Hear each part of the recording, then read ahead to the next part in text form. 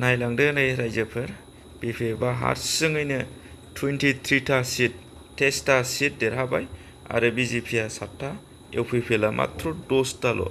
प्रमद बर'नि जेनाखि एक्टिं बे एक्टिंआ दंस' खालामजोब्बाय रायजोफोर गासिबखौबो दंस' खालामजोब्बाय दा आं बिराद गाबगासिनो दङ जोंनि एपिपि पार्टिनिफ्रायबो सासेसो देरहायोबा मोजां जागौमोन होननानै नाथाय सासेबो देरहानो हायासै दुखुनांथाव बे बाथ्रा बेखौनो सिन्था खालामदों बिराद गोथौयैनो नोंथांमोनहा जोबजासिम भिडिअखौ नायलां माने अब्लाबो गोजोननायखौ मोनदों मानो होनबा बिपिएफआबो मोनसे जाथिनि हारिनि नांनानै फैनाय मोनसे हाग्रामा महिलारि सारनि जेनाखि दैदेननाय बिथांमोनहा सरकाराव फैदों नंगौ आंहा गोजोननाय दङ जाथिनि हारिनि मावनानै फैखानाय जेनाखि सुबुंफोरासो जाथि हारिखौ अनसायो आरो लोगोसे जेनाखि जेंना समस्या जेसेबांखि थाया मानो आन्दलनाव जानानै फैनाय निस्सय बिथाङासो सल्भ खालामगोन प्रमद बर'आथ' आरो जेबो मावखायाखै बिथांनि जेनाखि थगायनाय बिथांनि जेनाखि लोरबां जेनाखि दालालनि खामानि मावनाय बे हिसाबै रायजो राजाफ्रा नंगौ निस्सय बिथांखौ मोजां मोनाखै अनसायाखै बे हिसाबै बिथाङा जेनदों इउपिपिएलआ जेनदों आं गोजोननायखौ मोनदों दा हाग्रामा महिलारि सारनि जेनाखि बिपिएफ पार्टिया देरहादों आंहा बेयाव गोजोननाय दङ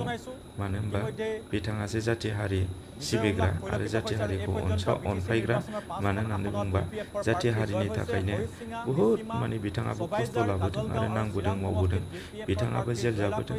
दा बेखायनो जेलनि थासारि जेलनि सोमोन्दै बिथाङा मोजाङै मिथिगौ दा जाय मानसिया जेल जागोन जेल जाग्रा मानसियासो हारिनि मावनानै जेल जाग्रा मानसियासो माने माखासे सोद्रोमाफोरखौ जेल जाबोनाय सोद्रोमाफोरनि जारिमिनखौ मिथियो नालाय दा बे हिसाबै गावनो खुद जाबोनाय हिसाबै बिथाङा नंगौ निस्सय साफ्रोमबो जेनाखि जेसेबांनाखि केस दङ आरो लोगोसे जेसेबांनाखि इन्डिपेन्डेन्ट समस्या जेंना दङ निस्सय बिथाङा सुस्रांगोन आरो लोगोसे जोंनि बे बिटिसि ओनसोलाव बिथाङासो आलो गोजोनै बा सुख सान्थियै गोजोनै माने सरकारखौ दागोन प्रमद बर' बादि जानो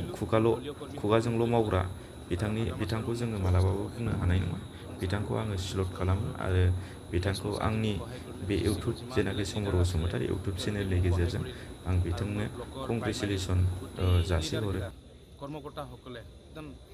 কি ক'ব মানে ডেডিকেটেডলি তেওঁলোকে লাগি পেলাই জিকাই নিয়াৰ ক্ষেত্ৰত মোক সম্পূৰ্ণ সহায় কৰিলে তাৰ বাবে মই সকলোকে ধন্যবাদ দিছোঁ আৰু মই তেওঁলোকৰ ওচৰত চিৰকৃতজ্ঞ হৈ ৰৈ থাকিম মইতো বিচাৰিম ইএম পোৱাটো পিছে হাইকমাণ্ডৰ কথা তেওঁ কি কয়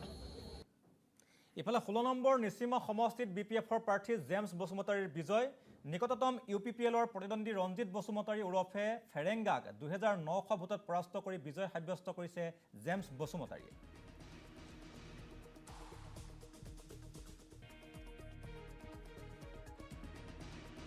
মই মোৰ তৰফৰ পৰা সকলো মোৰ কৰ্মীসকল আৰু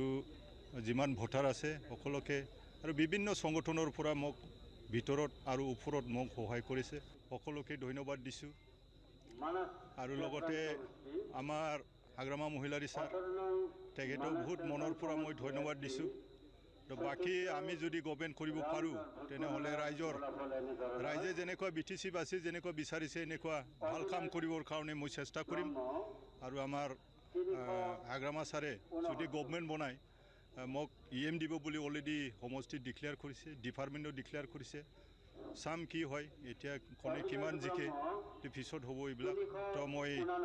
সকলোকে ধন্যবাদ দি আৰু সবাইজাৰ সমষ্টিত বিপিএফৰ প্ৰাৰ্থী